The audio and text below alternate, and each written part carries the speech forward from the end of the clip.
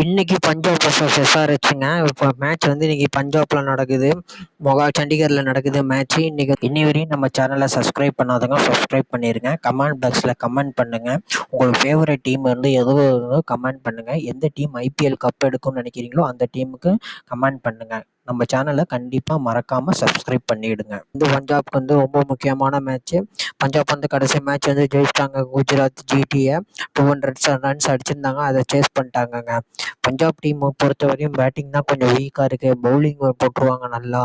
ஏன்னா பேட்டிங்கில் வந்து லிவிங்ஸ்டன் வந்து நம்மளுக்கு வந்து இன்ஜுரி ஆகிட்டாரு. அவர் தான் கொஞ்சம் பேட்டிங் வந்து நல்லா விளாடுவார் மிடில் ஆர்டர். அவர் கொஞ்சம் இன்ஜுரி ஆனதுனால அவங்க டீம் வந்து ரொம்ப இது பண்ணுறாங்க, ஸ்ட்ரகிள் ஆகுறாங்க பேட்டிங்கில். அதுவும் இல்லாமல் வந்து சூப்பராக பேட்டிங் ஆடினார் லாஸ்ட் மேட்ச் எகெயின்ஸ்ட் ஜிடிக்கு எதிராக. சஷாந்த் சிங் அவரை தான் சொன்னாங்க ஐபிஎல்லில் அவர் வந்து நாங்கள் மாற்றி எடுத்துட்டோன்ட்டு சொன்னாங்க பஞ்சாப் ஓனர்ஸு. பட் ஆனால் அவர் தான் இந்த போன மேட்ச் ஜிடிக்கு எதிராக உயிரை கொடுத்து விளாண்டாரு. அவர் கொஞ்சம் நல்ல பிளேயராக தெரிகிறாரு. ப்ராஸ்பெக்டிங் ஃபியூச்சராக இருப்பார் போல் பஞ்சாப்க்கு. ஏன்னா சுஷாந்த் சிங் வந்து சூப்பராக பேட்டிங் ஆடினார். அவங்க கேப்டன் ஷிகர் தவன் அவர் குஜராத்தோட மேட்ச்சில் ஃபெயிலியர் ஆகிட்டார். அதுக்கு முன்னாடி ஒரு மற்ற எல்லா மேட்சும் நல்லா விளாண்டாரு. ஷிகர் தவன் வந்து இன்னும் நல்லா விளாடுவார். அவருக்கு ஏன்னா டோர்னமெண்ட் இது மாதிரி பெரிய பெரிய டோர்னமெண்ட்ஸ்லாம் அவர் அதிக லீடிங் ரன் ஸ்கோரராக இருக்கார். இப்போ ஐபிஎல்லில் வேறு அவர் இன்னும் நல்லா விளாடுவார். பஞ்சாப் நல்ல லெவல் கொண்டு வருவார். ஜானி பெஸ்டோன் வந்து நல்லா ஃபயர் ஆகிட்டு வந்துட்டார். ஃபஸ்ட்டு 2 மேட்ச் தான் ஸ்ட்ரகிள் ஆனார். இப்போ பரவாயில்ல, நல்லா பேக் டு ஃபார்ம் பண்ணிட்டார். லாஸ்ட் மேட்ச்லாம் ஒரு 40க்கு மேலே அடிச்சிருந்தார். ஜானி பெஸ்டோன் நல்ல சைனு. அவங்களுக்கு வந்து அந்த ஒன் டவுனில் இறங்குற சிங்கு அவர் வந்து கொஞ்சம் சர்மன் சிங் வந்து கொஞ்சம் நல்லா விளாடணும். அவர் ரொம்ப அவசரப்படுறாரு. அடிச்சுட்டு அவுட் ஆகிட்டு போயிடுறாரு. அவர் கொஞ்சம் இன்னும் நின்று விளாண்டாருன்னா பஞ்சாப்க்கு நல்லா பூஸ்டாக இருக்கும். அவர் கொஞ்சம் ஃபார்முக்கு வரணும். அப்புறமேட்டு வந்து யாருன்னா ஜித்தேஷ் சர்மா வந்து இந்தியாவுக்கு நல்லா ஆடுறாரு. ஆனால் பஞ்சாப்க்கு வந்து ஒழுங்காக விளாட்ல. இந்த சீசன் ஃபுல்லாக கான்ட்ரிபியூட்டே பண்ணலை. என்ன பண்ண போகிறாங்கன்னு தெரில. ஜித்தேஷ் சர்மா வந்து நல்லா விளாடணும், என்ன பிளேயர் பண்ணணும். இன்றைக்கி அவரோட டேவாக இருக்கும்னு நம்ம நினைக்கிறோம். ஏன்னா ஜித்தேஷ் சர்மா வந்து அந்த எபிலிட்டினா இருக்குது, பேட்டிங் ஆடுற எபிலிட்டினா. ஆனால் வந்து அவுட் ஆகிட்டு போயிடுறாரு. அவர் இன்னும் கொஞ்சம் ஃபயர் ஆனால் தான் அவங்களுக்கு வந்து நல்லது. ஜித்தேஷ் சர்மா வந்து கண்டிப்பாக இந்த மேட்ச் வந்து ஃபயர் ஆகணும். அதே மாதிரி பஞ்சாப்போட வந்து ஆல்ரவுண்டர்ஸ் வந்து சாம் கரன் வந்து பவுலிங் தான் போடுறாரு. பேட்டிங்கில் இன்னும் எதுவும் பெருசாக கான்ட்ரிபியூட் பண்ணல. ஃபஸ்ட் மேட்ச் மட்டும் தான் கான்ட்ரிபியூட் பண்ணார். இப்போ ரொம்ப ஸ்ட்ரகிள் ஆகிறாரு, ஏன்னு தெரியல. பஞ்சாப்க்கு வந்து பேட்டிங் வந்து இன்னும் அவர் நல்லா விளாடணும். அவர் வந்து நல்லா விளாண்டா மட்டும்தான் இன்னும் டீம் வந்து நல்லா பேலன்ஸ்டு ஸ்குவாடாக இருக்கும். இவர் சாம் கரன் நல்லா விளாடணும். சிக்கந்தரா ராஜா போன மேட்ச் ஜிடிக்கு எதிராக தான் ஃபஸ்ட் மேட்ச் விளாண்டாரு. பரவாயில்ல, அவர் வேணால் ஒரு எபிலிட்டிக்கு இருக்கக்கூடிய ஒரு பிளேயரு. டீமை வந்து வின்னிங் காஸ்க்கு எடுத்துகிட்டு போகிற பிளேயர் வந்து சிக்கந்தரா ராஜா வந்து நம்ம வந்து இது அப்ரிஷியேட் பண்ணி தான் ஆகணும். ஏன்னா அவர் எதுவுமே நம்ம குறை சொல்ல முடியாது. ஒரு நல்ல பிளேயர் அவர் சிக்கந்தரா ராஜா. அதேமாதிரி ஃபாரின் ஓவர்சீஸ் பிளேயர் 3 பேருமே நல்லா விளாட்றாங்க. Sam Curran, Sikandar Raza, Jonny Bairstow, ரபாடாவனா நம்ம வந்து எந்த வரையும் சொல்ல முடியாது. சூப்பராக பவுலிங் போடுறாரு. மேட்ச் விக்கெட் எடுத்துடுறாரு. அவரும் வாட்ஸ்அப் ரபாடாக்கு. அர்ஷீப் சிங்கும் நல்லா பவுலிங் போடுறாரு. ஹர்மித் பார் அவர் லெஃப்ட் ஆர்ம் ஸ்பின்னர், அவரும் சூப்பராக போடுறாரு பவுலிங்கு. பஞ்சாப் வந்து ஓவராலாக எல்லாம் நல்லா இருக்குது. ஆனால் அக்ஷர் பட்டேல் வந்து ரொம்ப ஃபெயிலியர் ஆகிறாருங்க. அவரை வந்து போன வாட்டி ஆர்சிபிலேருந்து அவ்வளோ கோடி கொடுத்து எடுத்தாங்க. இதுலேயும் இந்த வாட்டி 10 கோடி வந்தார் பஞ்சாப்க்கு. ஆனால் அவர் அவ்வளோ இது காட்ட மாட்டேங்கிறாரு. பவுலிங் அவர் டெப்த் பவுலர் தான் எடுத்தாங்க. ஆனால் டெப்த் பவுலிங்கில் 40 ரன்ஸ்க்கு மேலே எல்லா மேட்சும் கொடுத்துட்றாரு அக்ஷர் பட்டேல் வந்து கொஞ்சம் நல்லா ஃபயர் ஆனால் தான் வந்து நல்லது. அப்போ தான் பஞ்சாப் டீம் வந்து ஒரு இது குவாலிஃபைடாவுக்கு வரும். ஆனால் அக்ஷர் பட்டேல் வந்து இன்னும் வந்து எதுவும் கான்ட்ரிபியூட் பண்ணல. அவர் கொஞ்சம் நல்லா கான்ட்ரிபியூட் பண்ணி ஆகணும் பஞ்சாப்க்கு. அடுத்து வந்து எஸ்ஆர்ஹெச்சை பார்க்கலாம். எஸ்ஆர்ஹெச் டீம் வந்து நம்ம என்ன தான் சொல்கிறதுன்னு தெரில. எல்லா டிபார்ட்மெண்ட்லேயும் அவங்க வந்து கரெக்டாக இருக்காங்க. டீம் வந்து அப்படி வச்சுருக்காங்க.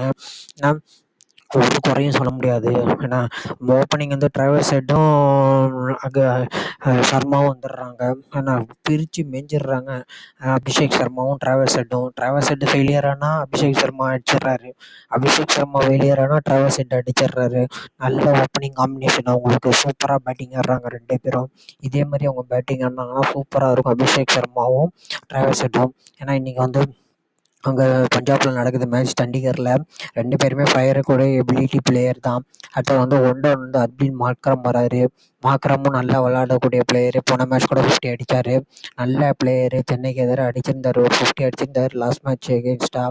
அப்பயும் சூப்பராக விளாண்டார் அர்பின் மார்க்ரம். அவருக்கு ஹேட்ஸ் ஆஃப். மெயின் ஹீட்ரு வந்து ஹென்ரிக் கிளாசன்னா பயங்கரமாக ஆடுறாருங்க அப்பா. அவங்களோட டாப் 3 பிளேயர்ஸுமே வந்து சூப்பராக ஆடுறாங்க. அபிஷேக் சர்மா, ட்ராவர்ஸ் ஹெட்டு, கிளாசன்னு, மார்க்ரம், அவங்க 4 பேருமே வந்து நல்லா ஃபயர் பண்ணுறாங்க. அதே எஸ்ஆர்ஹெச்சுக்கு வந்து பெரிய ப்ளஸ்ஸு தான் நான் நினைக்கிறேன். நல்ல டீமாக இருக்குது. பேட்டிங் ஆர்டர் வந்து இவ்வளோ ஸ்ட்ராங்காக இருக்காங்க. அடுத்து வந்து இந்த இம்பேக்ட் பிளேயராக வந்தார் நிதிஷ்குமார் ரெட்டி. அவரும் நல்லா பேட்டிங் ஆடுறாருங்க. உண்மையிலேயே அவருக்கும் அந்த எபிலிட்டினா இருக்குது, நல்ல ஃபயர் பவர்னா இருக்குது. நிதிஷ்குமார் ரெட்டியும் நல்ல ஒரு ப்ராஸ்பெக்டிக் ஃபியூச்சராக இருப்பார். அவர் கண்டிப்பாக நல்லா அவரும் சூப்பராக விளாட்றாரு. அவர் ஓவர்சீஸ் பிளேயர்ஸ் வந்து ஃபாரின் ஓவர்சீஸ் பிளேயர் 4 பேருமே சூப்பராக இருக்காங்க எஸ்ஆர்ஹெச்சுக்கு. ட்ராவர்ஸ் ஹெட்டு, மார்க்ரம்மு, கிளாசன்னு, அவங்க கேப்டன் பேட் கமின்ஸு சூப்பராக விளாட்றாங்க. அசரங்கா வந்து ரூல்ட் அவுட் ஆகிட்டார் ஐபிஎல். இந்த ஐபிஎல் அவர் விளாட மாட்டாராம். பவுலிங்ஸ் பார்த்தீங்கன்னா, பவுலிங் வந்து என்னங்க சொல்கிறது, வாஷிங்டன் சுந்தருக்கே சான்ஸ் கொடுக்க மாட்டேங்கிறாங்க. சான்ஸும் கிடைக்க மாட்டேங்குது. ஏன்னா அப்படிப்பட்ட டீமாக இருக்குது எஸ்ஆர்ஹெச். நல்ல பேலன்ஸ்டு பவுலிங் ஸ்குவாடாக இருக்குது. பார்த்தீங்கன்னா இவர் இருக்கார், பேட் கமின்ஸ் இருக்கார், புவனேஷ்குமார் இருக்கார், அப்புறமேட்டு வந்து இவர் நட்ராஜன் இருக்கார், ஜேவே உனத்கட் இருக்கார். இவங்க 4 பேரும் போட்டுடுறாங்க. 4 ஓவரே 4 ஓவர் போட்டுடுறாங்க. அப்புறமேட்டு அந்த அபிஷேக் சர்மா பவுலிங் போடுறாரு. அப்போ ஷபாஷ் அகமத் பவுலிங் போட்டு முடிச்சிடுறாங்க. உமர் மாலிக்குக்கும் அவங்க டீமில் வந்து இடம் கிடைக்க மாட்டேங்குது. அப்போலாம் என்ன மாதிரி டீம் வச்சுருக்காங்கன்னு பாருங்கள். பவுலிங்கில் வந்து எல்லா பேசிஸும் கவர் பண்ணிடுறாங்க இவங்க. எஸ்ஆர்ஹெச்சை பொறுத்த வரையும் நல்ல வெல் பேலன்ஸ்டு ஸ்குவாடாக இருக்குது. எஸ்ஆர்ஹெச் வந்து இன்னும் நல்லா விளாண்டாங்கன்னா இன்றைக்கும் கூட எஸ்ஆர்ஹெச்சுக்கு தான் என்னோட ப்ரெடிக்ஷன் படி. இன்றைக்கி நான் சொல்கிறது, சப்போர்ட் பண்ணுறது வந்து நான் எஸ்ஆர்ஹெச்சுக்கு தான் சப்போர்ட் பண்ணுவேன். ஏன்னா எஸ்ஆர்ஹெச் டீம் வந்து அப்படிப்பட்ட டீமாக இருக்குது. எஸ்ஆர்ஹெச் வந்து கண்டிப்பாக இன்றைக்கி வந்து ஜெயிச்சிருவாங்க. ஏன்னா பஞ்சாப்க்கு எகெயின்ஸ்டாக வந்து ஜெயிச்சிருவாங்கன்னு தான் நான் நினைக்கிறேன். ஏன்னா என்னோட ப்ரெடிக்ஷன் படி இன்றைக்கி வந்து எஸ்ஆர்ஹெச் தான் வின் பண்ணும். பேட் கமின்ஸ் வந்து நல்ல டீமை லீட் பண்ணி கண்டிப்பாக கொண்டு போடக்கூடிய எபிலிட்டியும் இருக்குது. அவர் ஜெயிக்கவும் வச்சிருவார் எஸ்ஆர்ஹெச்சை. ஏன்னா பஞ்சாப்பும் எஸ்ஆர்ஹெச்சையும் கம்பேர் பண்ணும்போது எஸ்ஆர்ஹெச் வந்து ஒரு படி மேலே தான் இருக்காங்க. ஏன்னா டீம் வந்து அவ்வளோ ஒர்த்தாக இருக்குது இந்த வாட்டி. அதனால் நல்ல டீமாக தான் எடுப்பாங்க, என்ன எடுத்து வச்சுருக்காங்க எஸ்ஆர்ஹெச் ஓனர்ஸு. அதனால் இன்றைக்கி வந்து என்னோட ப்ரெடிக்ஷன் படி கண்டிப்பாக வந்து எஸ்ஆர்ஹெச் வந்து ஜெயிக்கிறதுக்கு கூடிய எல்லா எபிலிட்டியும் இருக்குது. கண்டிப்பாக எஸ்ஆர்ஹெச் வந்து இன்றைக்கி ஜெயிச்சிரும். கண்டிப்பாக இன்றைக்கி எஸ்ஆர்ஹெச் ஜெயிச்சிரும். அதே வந்து சென்னை வந்து பேக் டு வின்னிங் வேஸ் வந்துட்டாங்கங்க. ரொம்ப பெரிய விஷயம். நேற்று வந்து ஜெயிச்சிட்டாங்க கேகேஆரை. பவுலிங்கில் சுருட்டிட்டாங்க. 134 தான் அடிக்க முடிஞ்சு கேகேஆரால். ருத்ராஜ் கெய்க்வாட் வந்து கேப்டன் ஆகி ஃபர்ஸ்ட் டைம் 50 அடிச்சிருக்காரு ஐபிஎல்லில். அவருக்கு ஹேட்ஸ் ஆஃப். பாப்பா தோனி என்ட்ரு ஆகும் போதுங்க ஆண்ட்ரூ ரசல் வந்து தலையில் கை வச்சுட்டாருங்க. என்ன மாதிரி சவுண்டு, இது மாதிரி நான் சவுண்டை வந்து கேட்டதே இல்லைன்னு சொல்கிறாருங்க ஆண்ட்ரூ ரசல். ஹோல் க்ரௌடுமே அவ்வளோ. நம்ம சென்னை ஃபேன்ஸ்னால் ஒன்றுமே சொல்ல முடியாதுங்க. பெஸ்ட்டு ஃபேன்ஸுங்க இருக்கிறதுலே. என்ன மாதிரி ரிசப்ஷன் கொடுத்தாங்க தோனிக்கு. எப்பாப்பாப்பாப்பாப்பாப்பா உண்மையிலே சொல்கிறாங்க, சென்னை ஃபேன்ஸ் தான் இருக்கிறதுலே பெஸ்ட்டான ஃபேன்ஸு. அவ்வளோ சப்போர்ட் பண்ணியிருக்காங்க தோனிக்கு. நேற்று வந்து தோனி வந்து கடைசியில் வராரு இல்லை ஸ்டார் ஸ்போர்ட்ஸ் தமிழில் வந்து கமெண்ட்ரியே அட்வர்டைஸ்மெண்ட்டே போடலங்க. அப்படியே டெலிகாஸ்ட் பண்ணுறாங்க. அவர் நடந்து வர்றதுலேருந்து அப்படியே ட்ரெஸ்ஸிங் ரூம்லேருந்து பிச்சுக்கு நடந்து வர வரையும் அவர் அப்படியே காட்டுறாங்க ஸ்டார் ஸ்போர்ட்ஸில்.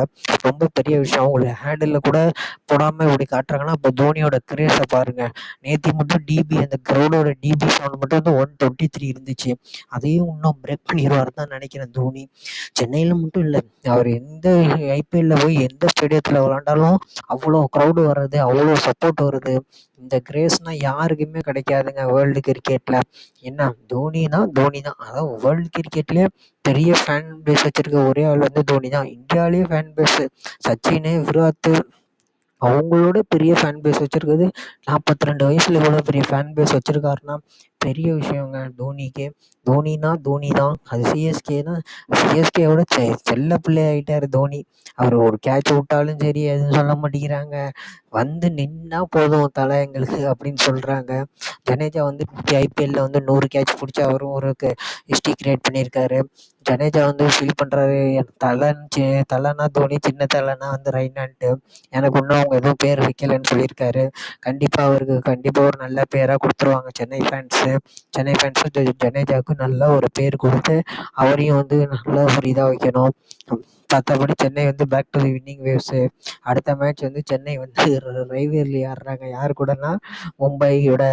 எப்படி இருக்குன்னு அது நம்மளுக்கு எல்லாம் தெரியும். மும்பை சென்னைனாலே அது வான்கடையில் விளாட்றாங்க. நம்மள்ட்ட வந்து அதிக மும்பை பிளேயர்ஸ் தான் இருக்காங்க.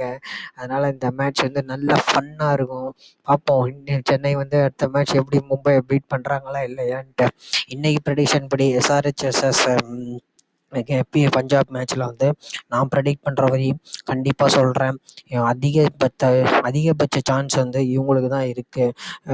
எஸ்ஆர்ஹெச்சுக்கு தான் இருக்குது. ஏன்னா எஸ்ஆர்ஹெச் வந்து எல்லா பேஸஸும் கவர் பண்ணி அந்த டீம் வந்து அப்படி வச்சிருக்காரு பேட் கமின்ஸு.